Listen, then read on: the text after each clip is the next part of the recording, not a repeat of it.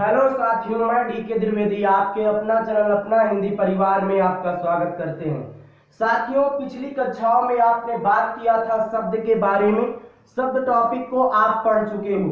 कहने का मतलब इस चैनल के माध्यम से अभी तक आपने पढ़ा हुआ है, वर्णमाला टॉपिक को पढ़ा है और उसके बाद समास पढ़े हो, अलंकार पढ़ लिए हो, छंद टॉपिक को हम आप पढ़े हुए हैं और शब्द टॉपिक को पढ़ लिए हैं। साथियों, आज की इस क्लास में हम आप बात करने वाले हैं संज्ञा के बारे में, जो कि आपके एग्जाम में क्वेश्चन संज्ञा से अधिकांशता आते रहते हैं।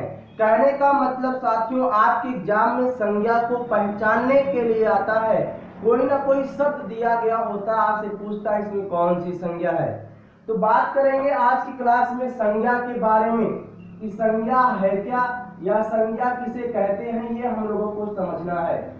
थोड़ा समझिए, अगर बात किया जाए यहाँ पे संज्ञा के बारे में, लोगों से पूछा जाए कि संज्ञा है क्या, तो आप बताओगे किसी भी नाम को हम लोग क्या कहते हैं? संज्ञा कहते हैं। किसी भी नाम को हम लोग क्या कहते हैं? संज्ञा कहते हैं। लेकिन संज्ञा की परिभाषा देखी जाए तो आप बताओगे वह शब्द आपका होगा जिससे किसी भी ना ऐसा आपका शब्द होना चाहिए साथियों, जिससे किसी भी व्यक्ति वस्तु स्थान आपका भाव गुण दशा इत्यादि का बोध होता है।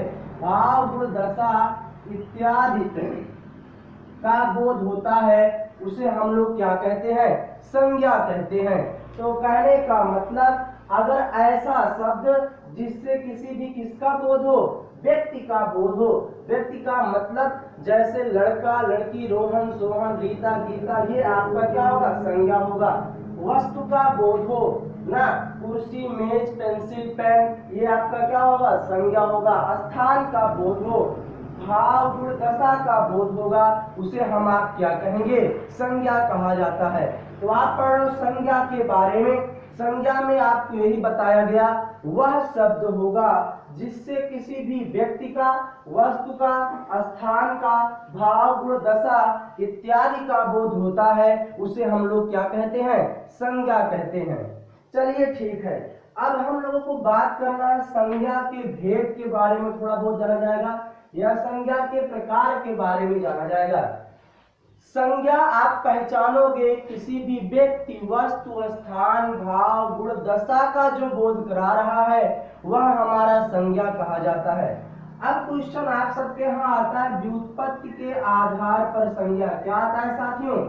व्युत्पत्ति के आधार पर, व्युत्पत्ति के आधार पर संज्ञा, आधार पर संज्ञा। क्वेश्चन पूछता है कि व्युत्पत्ति के आधार पर संज्ञा के कितने भाग होते हैं? व्युत्पत्ति के आधार पर संज्ञा के कितने भाग होते हैं? तो साथियों बताओगे कि व्युत्पत्ति के आधार पर संज्ञा के कितने भाग होते हैं? 3। तो पहला आपका अगर देखा जाए तो नाम दिया गया है रूढ़ संज्ञा। दूसरा अगर हम बात करें तो आप बताओगे यौगिक संज्ञा। क्या होगा साथियों? यौगिक संज्ञा। तीसरा अगर हम लोग बात करें तो हमारा क्या होगा? योग रूढ़ संज्ञा। क्या होता है साथियों? योग रूढ़ संज्ञा। तो आप पढ़ रहे हो संज्ञा में कि व्युत्पत्ति के आधार पर संज्ञा कितने होते हैं, तो आप बता दोगे व्युत्पत्ति के आधार पर संज्ञा कितने होते हैं? 3 प्रकार के होते हैं, रूढ़ संज्ञा, यौगिक संज्ञा, योगरूढ़ संज्ञा। रूढ़ संज्ञा का मतलब जैसे कलम, तो अब इसका विखंडन नहीं करोगे तो ये रूढ़ संज्ञा हो गया। समझ में आ गया? अब अगर मैं कह दूं यज्ञशाला, यज्ञशाला जहाँ पे यज्ञ होता है, यज्ञ का कक्ष ना, तो यज्ञशाला, इसको आप अलग कर लोगे तो ये यौगिक संज्ञा हो गया ना। अब जैसे मैं यहाँ पे कहूँ लंबोदर, तो लंबोदर किसी को डिनोट कर रहा है, किसी का नाम है, तो यहाँ पे लेकिन ये योग रूढ़ शब्द, इसलिए योग रूढ़ संज्ञा हो गया। समझ में आया? तो संज्ञा में आपने पढ़ा व्युत्पत्ति के आधार पे संज्ञा। व्युत्पत्ति के आधार पे संज्ञा के कितने भाग हो गए जी? 3 हो गए। पहला आपका क्या है? रूढ़ संज्ञा, दूसरा आपका यौगिक संज्ञा, तीसरा आपका योग रूढ़ संज्ञा। अब हम आप बात करने वाले हैं अर्थ के आधार पर संज्ञा। किसके आधार पे? अर्थ के आधार पर संज्ञा, अर्थ के आधार पर संज्ञा। अब क्वेश्चन आप सबके यहाँ आता है कि अर्थ के आधार पर संज्ञा कितने प्रकार के होते हैं। क्वेश्चन क्या होता है साथियों, अर्थ के आधार पर संज्ञा कितने प्रकार के होते हैं। तो आप बताओगे अर्थ के आधार पे अगर हम लोग बात करें तो अर्थ के आधार पे संज्ञा 5 प्रकार के होते हैं। कितने प्रकार के? 5 प्रकार के होते हैं।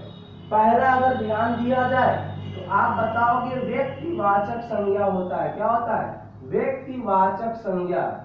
दूसरा अगर हम लोग बात करें तो आप बताओगे जातिवाचक संज्ञा। क्या होता है? जातिवाचक संज्ञा। तीसरा अगर हम लोग बात करें तो आपका होगा समूहवाचक संज्ञा। क्या होगा साथियों? समूहवाचक संज्ञा। और चौथा अगर बात किया जाए तो द्रव्यवाचक संज्ञा होता है। क्या होता है? द्रव्यवाचक संज्ञा। और सबसे लास्ट देखा जाए तो आपका भाववाचक संज्ञा होता है। क्या होता है? भाववाचक संज्ञा। तो आप पढ़ रहे हो अर्थ के आधार पर संज्ञा के बारे में। अर्थ के आधार पे संज्ञा कितने प्रकार के हो गए? 5 प्रकार के हो गए। पहला आपका क्या है?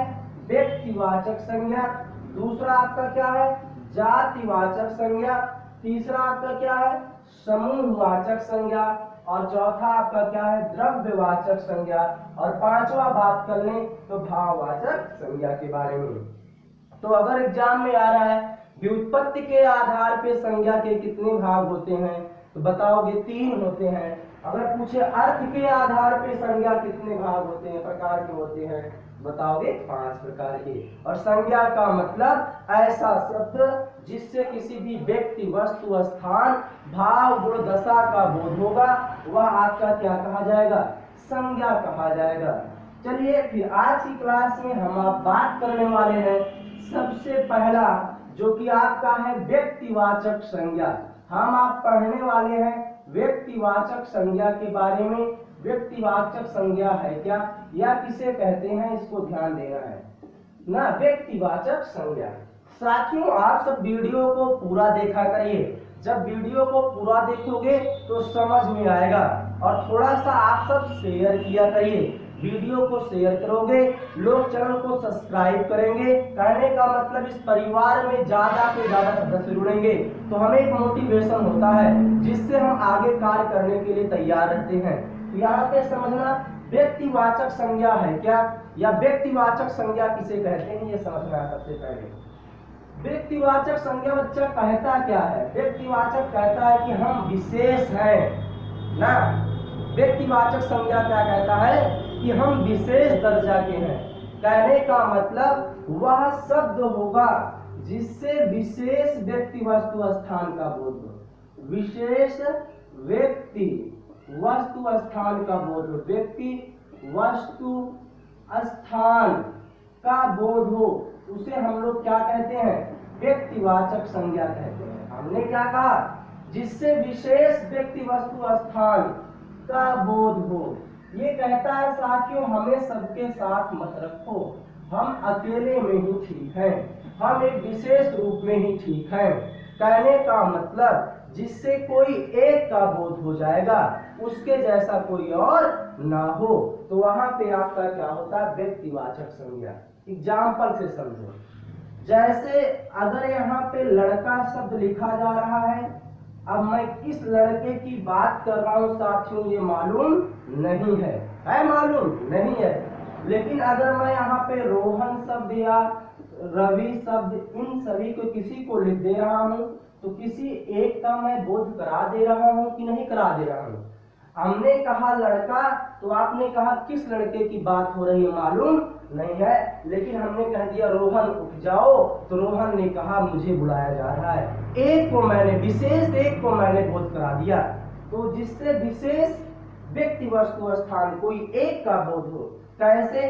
अब जैसे मैं यहाँ पे लिख रहा हूँ नदी, अब मैं किस नदी की बात कर रहा हूँ ये मालूम नहीं है। लेकिन मैं आपके सामने कह दूं गंगा तो आप कहोगे कि सर जी आपने किसी एक नदी का बोध करा दिया, विशेष का बोध करा दिया।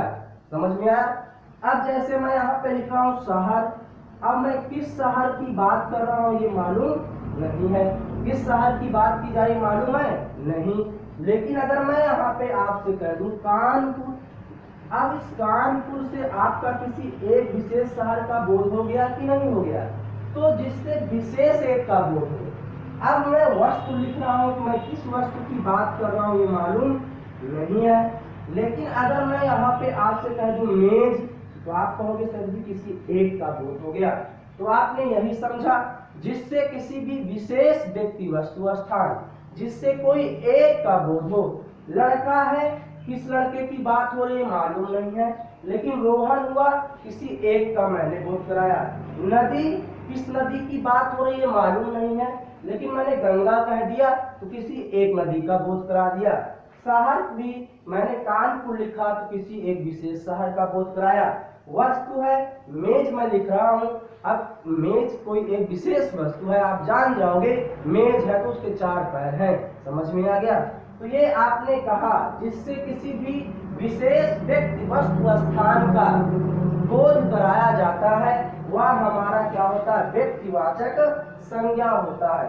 समझ में आ गया होगा? देखिए कोई भी आपको डाउट हुआ करे, आप कमेंट बॉक्स में जाकर के प्रश्न पूछ सकते हो, या एक मैं नंबर लिख रहा हूँ, इस पे आप व्हाट्सएप किया करो 7897243462। समझ में आया? इस नंबर पे आप मैसेज कर सकते हो, कॉल कर सकते हो। चलिए आइए ध्यान देते हैं व्यक्तिवाचक संज्ञा में। तो अभी आपने समझा कैसे विशेष एक है ना, लेकिन अब ध्यान देना, अगर कहीं पे व्यक्ति का नाम होगा, पहचानने का तरीका व्यक्ति का नाम, अगर कहीं पे आपका व्यक्ति का नाम मिल रहा है, कोई व्यक्ति है उसके नाम, जैसे रोहन, सोहन, रीता, गीता, पुनीता, संगीता, किसी व्यक्ति का नाम बोध हो रहा, तो वहां पे आपका क्या हो जाएगा? व्यक्तिवाचक संज्ञा। समझ में आया? किसी स्थान के नाम का बोध हो, स्थान का नाम अगर कहीं पे हो, स्थान का नाम का मतलब जैसे आपका कानपुर, मुंबई, दिल्ली, कोलकाता, ये आपका।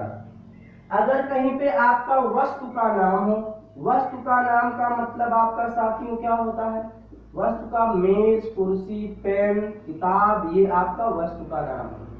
अगर कहीं पे आपका पर्वत का नाम हो, पर्वत का नाम दिया गया हो, पर्वत का नाम का मतलब जैसे साथियों आपका हिमालय, अरावली, ये आपका कहीं पर्वत का नाम दिया गया हो, तो वहां पे आपका क्या होगा? व्यक्तिवाचक संज्ञा। समझ में आया?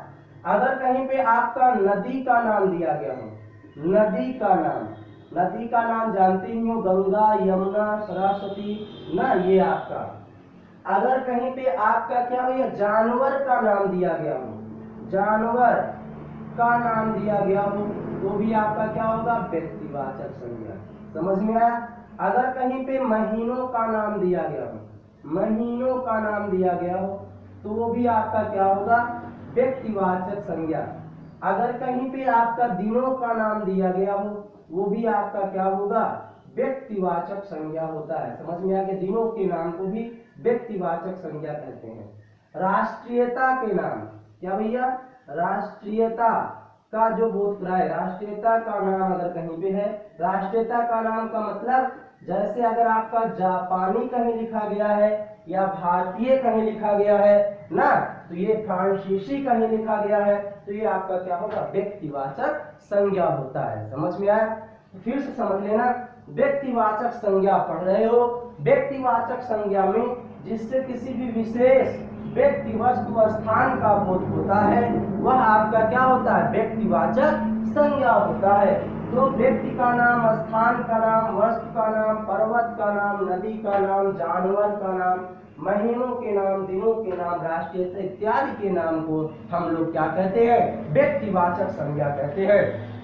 तो आप पढ़ रहे हो संज्ञा। संज्ञा की इस क्लास में आपने बात किया, संज्ञा की परिभाषा को आपने पढ़ा, और उसके बाद आपने पढ़ा व्युत्पत्ति के आधार पे संज्ञा 3 होते हैं। उसके बाद आपने पढ़ा अर्थ के आधार पे संज्ञा को 5 भागों में बांटा गया है। पहला है आपका व्यक्तिवाचक संज्ञा, जिससे किसी भी विशेष व्यक्ति, वस्तु, स्थान का बोध होता है।